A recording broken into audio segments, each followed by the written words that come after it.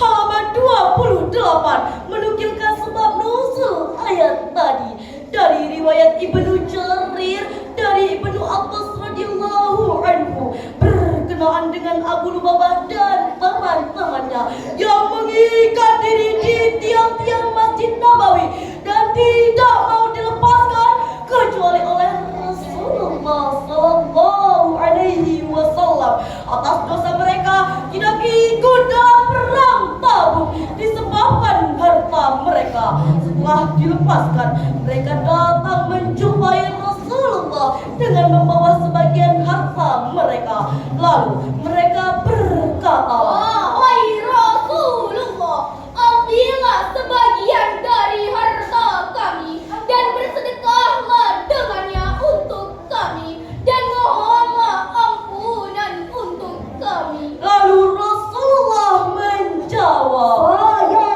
tidak akan mengambil sedikit pun harta dari kalian." sehingga datanglah perintah Allah, maka turunlah ayat yang telah dibacakan tadi.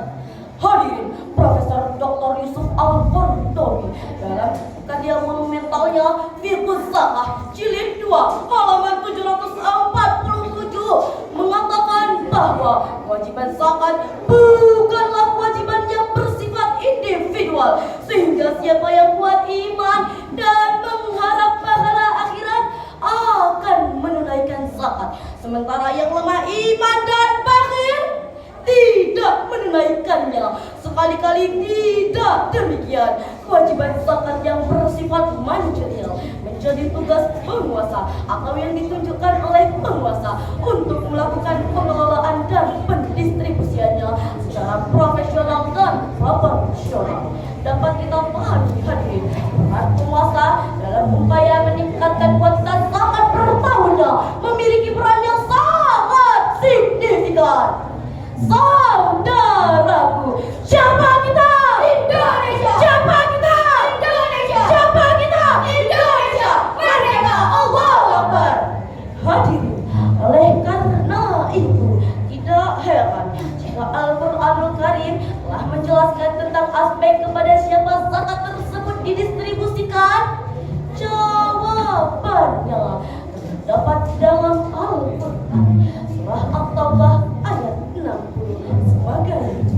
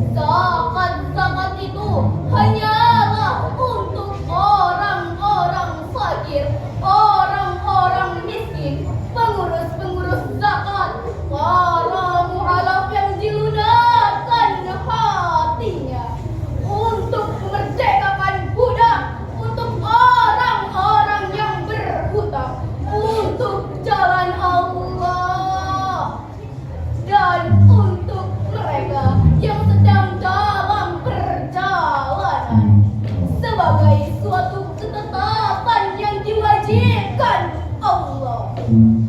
Dan Allah Maha mengetahui lagi Maha bijaksana. Maha benar Allah dengan segala firman-Nya. Ma'asyiral muslimin rahimakumullah. Profesor Dr. Muhammad Quraish Shihab dalam tafsirnya Al-Misbah volume 5 halaman 141 menjelaskan mengenai unsur pokok terhadap kelompok-kelompok yang berhak menerima zakat.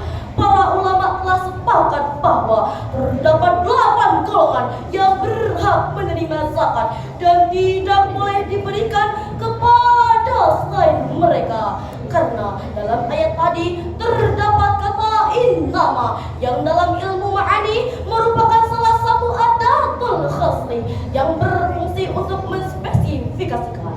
Pertanyaan penting selanjutnya hadirin, Apakah zakat yang telah dikumpulkan didistribusikan kepada semua golongan yang disebut dalam ayat tadi? Dan haruskah dalam jumlah yang sama? Profesor Dr. Yusuf Al-Qaradawi dalam kitabnya Fiqhus Zakah jilid 2 halaman 686 sampai dengan 694 mengatakan bahwa terdapat perbedaan pendapat ulama Di akhir penjelasannya, beliau mengambil kesimpulan bahwa pertama, Jika zakat yang dikumpulkan banyak dan tingkat kebutuhannya sama, maka zakat seyogianya dibagikan kepada semua golongan yang disebut dalam ayat tadi. Kedua, peran penguasa dalam upaya meningkatkan zakat secara profesional dan proporsional memiliki peran yang sangat signifikan. hadirin, dalam salah satu hadis Rasulullah Sallallahu Alaihi Wasallam disebutkan bahwa barang siapa yang dititipkan harta oleh Allah, dia akan membayar zakatnya. Maka pada hari kiamat hartanya akan diciptakan menjadi ular yang sangat ganas. Ular itu akan melilit si empunya harta dan mematuknya dengan kedua rahangnya, yakni kedua gigi taringnya yang ganas itu, seraya berkata, "Akulah hartamu dan akulah timbulanmu." Kemudian dikuatkan lagi oleh Imam Al-Qamal dalam kitabnya Hiyatul Ulama fi Ma'rifati Madahibul Fuqaha, cetakan kedua 2004, jilid 3, halaman 10. Jika pemilik harta tidak mau membayar zakatnya sebab kafir, Maka zakat diambil paksa darinya, Ia berhak ditazir. dihukum. Dari uraian yang telah kami sampaikan tadi, hadirin, dapatlah kita ambil beberapa kesimpulan. Pertama, Indonesia memiliki potensi zakat yang sangat fantastis. Namun, kuantitas yang mampu dikumpulkan per tahunnya masih sangat rendah. Dua, peran penguasa dalam upaya meningkatkan pendistribusian zakat secara profesional dan proporsional memiliki peran yang sangat signifikan, terutama untuk membuat berbagai regulasi yang mengharuskan setiap muzaki untuk membayar zakatnya dan dapat dikenakan sanksi jika mengingkarinya. Kami yakin, hadirin, jika setiap muzaki di negeri tercinta ini mengeluarkan zakat, maka fungsi zakat untuk mensejahterakan umat akan terwujud dan Indonesia akan menjadi negara yang sejahtera, hebat, bermartabat, dan maju.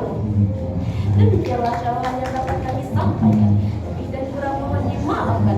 Rukunnya Islam yang keempat, yang muslim wajib membayar zakat. agar harta menjadi berkah. Semoga Allah turunkan nikmat.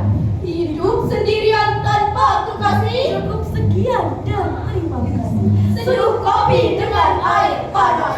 Please forgive us. Assalamualaikum.